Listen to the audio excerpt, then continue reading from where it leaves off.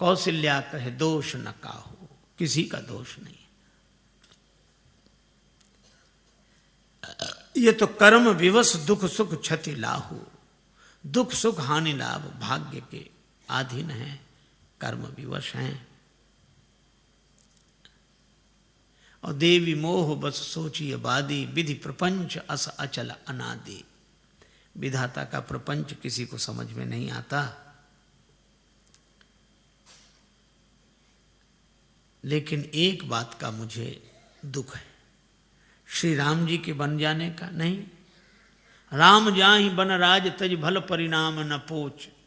Ram ji one को चले जाएं, लौटकर आ जाएंगे, परिणाम अच्छा होगा, बुरा नहीं होगा। तो फिर आपके आंखों में आंसू क्यों? कौशल्या जी ने कहा कि राम जी की सौगंध मैंने आज तक नहीं की, लेकिन चित्रकूट जैसे तीर्थ में मैं राम जी की सौगंध करके कह रही हूं, गहवर ही कहे कौशला मोहि भरत कर सोच। मुझे भरत की चिंता है।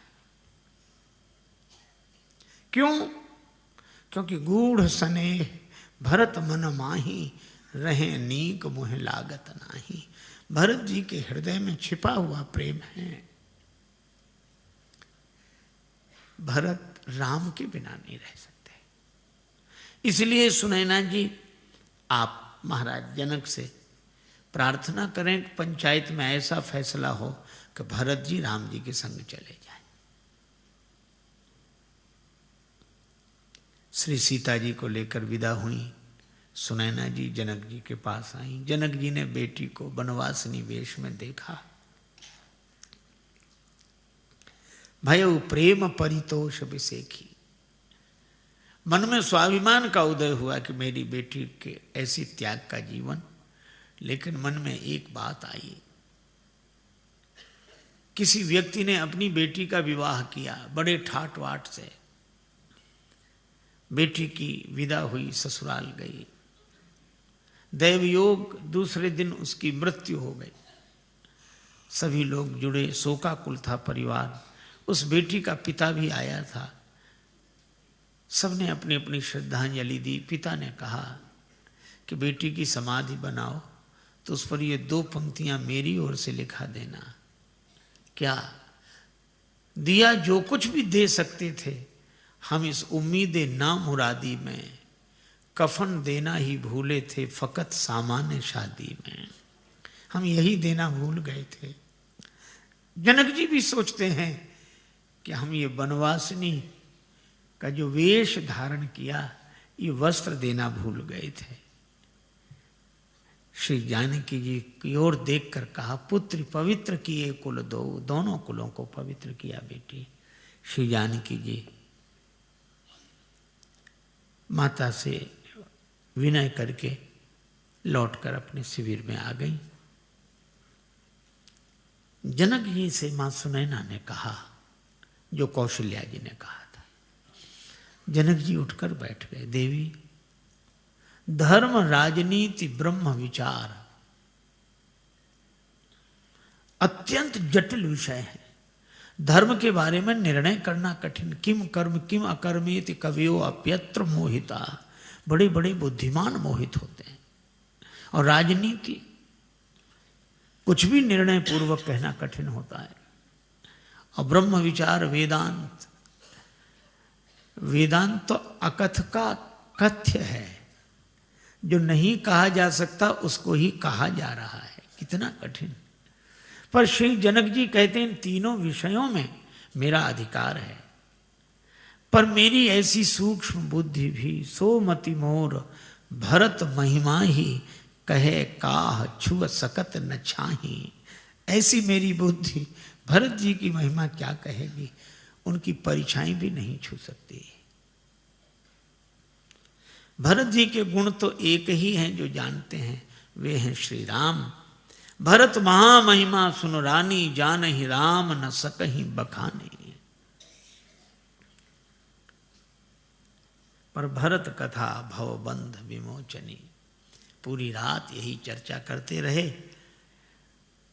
इधर श्री भरत सब सो रहे हैं, पर 2 भाई जाग रहे हैं। एक नेम के कारण एक प्रेम के कारण, एक राम जी के चिंतन में, एक राम जी की चिंता में, एक सजग लोचन है, एक सजल लोचन है। नेम के कारण जाग रहे हैं श्री लक्ष्मण और प्रेम के कारण जाग रहे हैं श्री भरत। लक्ष्मण जी राम जी के चिंतन में जाग रहे हैं, भरत जी राम जी की चिंता में जाग रहे हैं। नींद नहीं आती।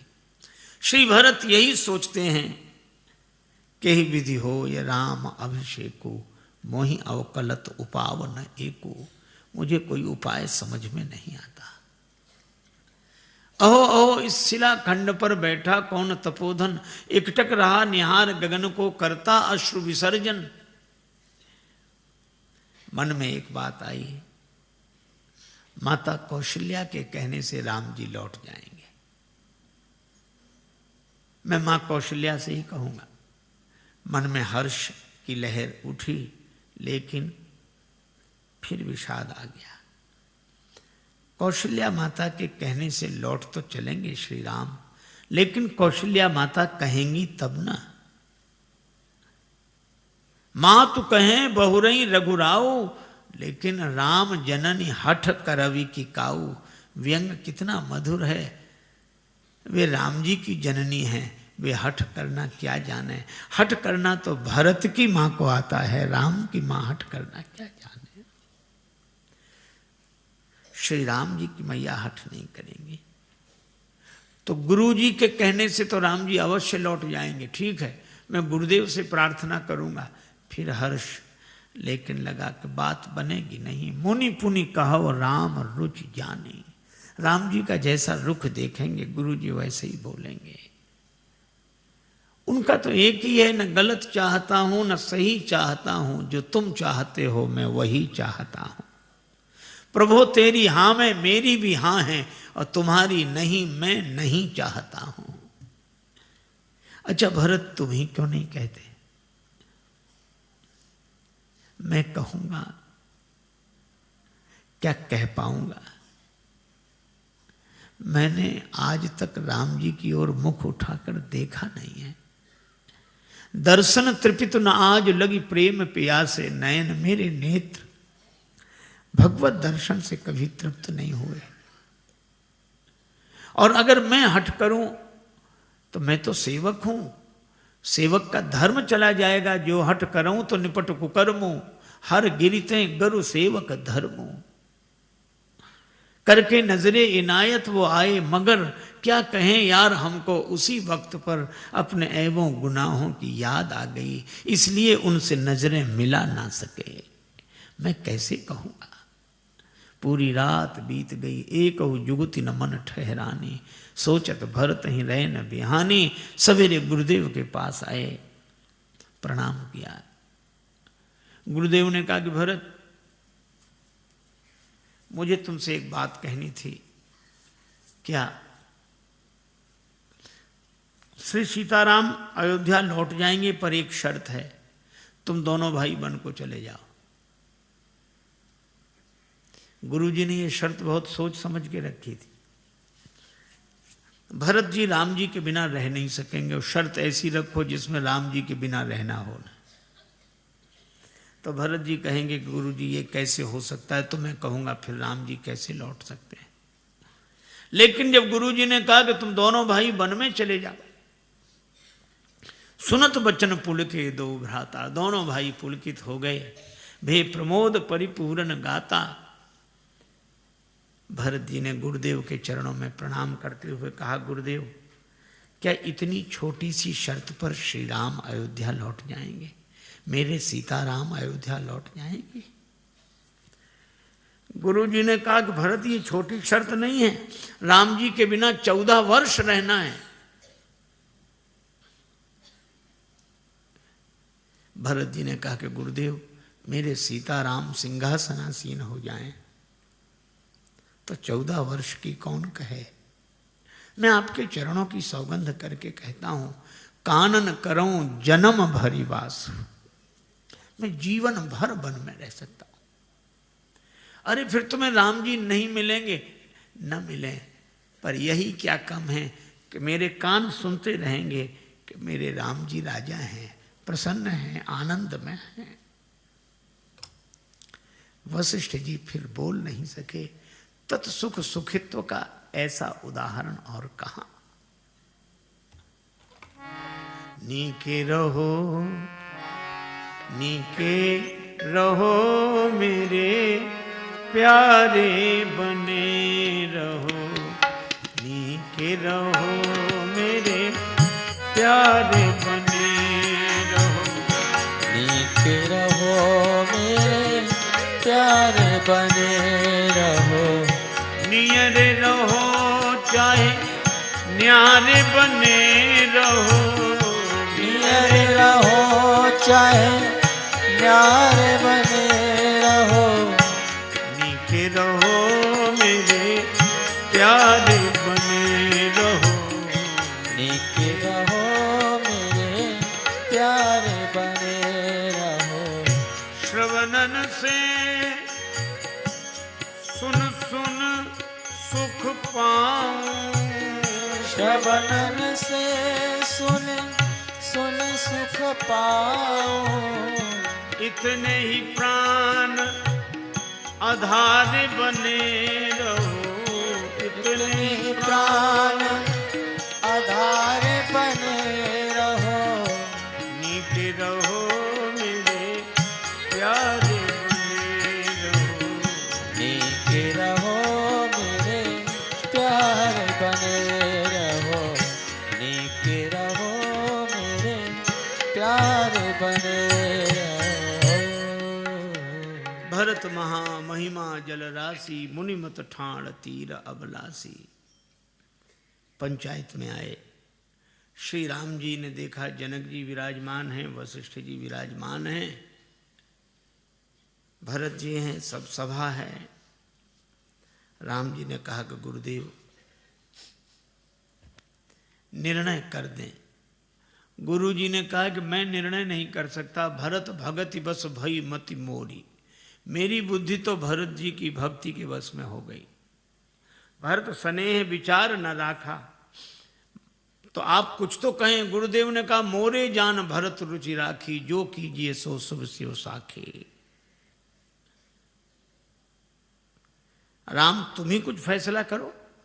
राम जी ने कहा गुरुदेव विद्यमान आपुनि मिथिलेशु, मोर कहव सब भांति भदेशु। आप बैठे हैं, महाराज जनक बैठे, मेरा बोलना भद्दा लगेगा। दो पंच चुन लिए, गूढ़ स्नेह भरत मन माही, और जनक जी जाहि राम पद गूढ़ स्नेहु। भरत जी के पंच जनक जी, और राम जी की ओर से पंच श्री वशिष्ठ जी।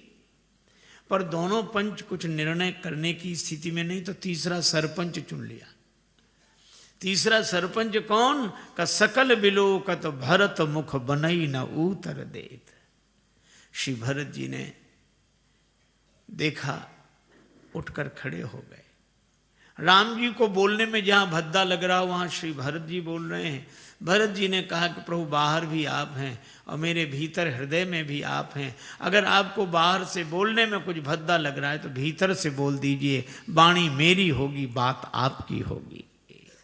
और भरत भारती मंजू मराली। श्री भरत जी सरस्वती जी का स्मरण करते हैं, मानो भरत जी नहीं सरस्वती जी बोल रही हैं, और सरस्वती जी के माध्यम से राम जी बोल रहे हैं। यही है, वाणी भक्त की होती है और बात भगवान की होती है। श्री भरत जी ने कहा मैं तो बस सेवा चाहता हूं। भगवान ने कहा कि मुझे अवध ले चलकर मेरी सेवा करो या मेरे साथ चलकर मेरी सेवा करो। श्री भरत जी बोले दोनों बात नहीं कह रहा हूं। फिर का आज्ञा समन सुसाहिब सेवा, आदेश मिल जाए, आज्ञा मिल जाए। राम जी पुलकित हो गए। राम जी ने कहा कि भरत पितु आए सुपाल ही दो भाई, दोनों भाई पिता की आज्ञा का पालन करें। मैं जानता हूं कि तुम्हें इसमें बड़ी कठिनाई, निर्णय हो गया। भरत जी ने 5 दिन में चित्रकूट का दर्शन किया। आज सुंदर दिन जानकर जाने की बात मन में है, पर राम जी कुछ कहने में संकोच कर रहे हैं। तो राम जी ने सोचा कि हम कैसे कहें कि आप लोग जाओ, कोई दूसरा कह दे। तो श्री राम जी ने देखा, गुरु नृप भरत सभा अवलोकी, सकुचि राम पुनि अवनि विलोकी। गुरुदेव की ओर देखा। आप कह दें गुरुदेव मन ही मन सोच रहे हैं कि मेरा काम तो जीव को भगवान से मिलाना है, मिले मिलाए को अलग करना तो नहीं। श्री जनक जी की ओर देखा, और श्री जनक जी कहते हैं कि मैंने तो कोई फैसला किया नहीं, मैं कैसे कह दूं कि जाओ। कोई और व्यक्ति कह दे। और उसके बाद राम जी ने सकुच राम पुनि अवनि विलोकी, धरती की ओर देखा। भरत जी समझ गए, उठकर खड़े हुए। आय सुदेय देव अब सबुई सुधारी मोर। आप आज्ञा दे दें, आधार मिल जाए। भगवान ने पादुका दी। श्री भरत जी ने पादुका अपने सिर पर रख ली। भगवान ने कहा कि भरत, तुमने मुझसे आधार मांगा था, हमने तो तुम्हारे सिर पर भार डाल दिया। भरत जी ने कहा कि प्रभु भार नहीं, आधार है।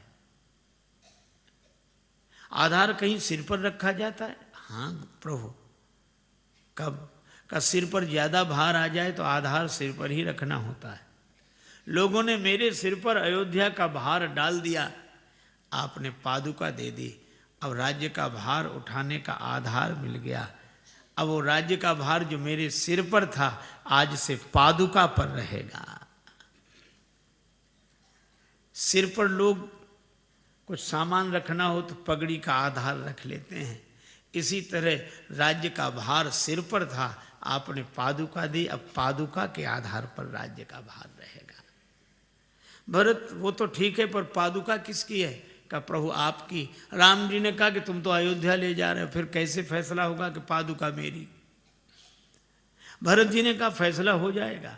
पादुका अगर चित्रकूट में रहती तो आपके पद में रहती, और पादुका अगर अयोध्या में रहेगी तो आपके पद पर रहेगी। ये पादुका कभी पद से अलग हो ही नहीं सकती। चाहे पद में रहे, चाहे पद पर रहे। पद में रहे तो पद का भार पादुका पर, और पद पर रहे तो पद का भार पादुका पर। भरत, सो तो ठीक है, लेकिन तुमने तो पनही मांगी थी, मोरे शरण राम ही की पनही, और तुम्हें पादुका मिल गई। श्री भरत जी ने कहा यह भी अच्छा रहा।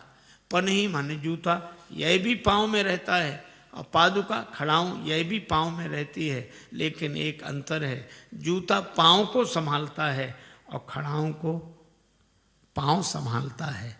अगर मुझे पनही मिली होती तो आपके चरणों को मुझे संभालना होता, पर पादुका मिल गई है। अब आपके जब पादुका मिली है तो आपके चरण ही मुझे संभालेंगे, और मैं तो यही चाहता हूं कि आपके चरण मुझे संभालें।